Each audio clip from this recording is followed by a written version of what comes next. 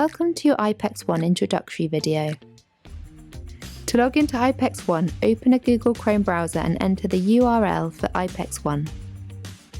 You will then come to the Sign In page, where you can log in with your own username, credentials and password.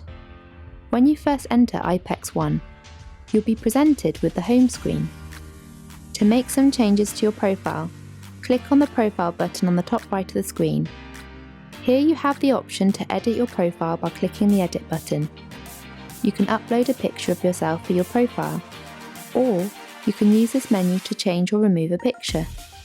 If you remove your profile picture, you'll be displayed as your initials. You can set a status message. For example, you can say that you're away at lunch. You can also enter your job title here. This profile section also allows you to change your presence.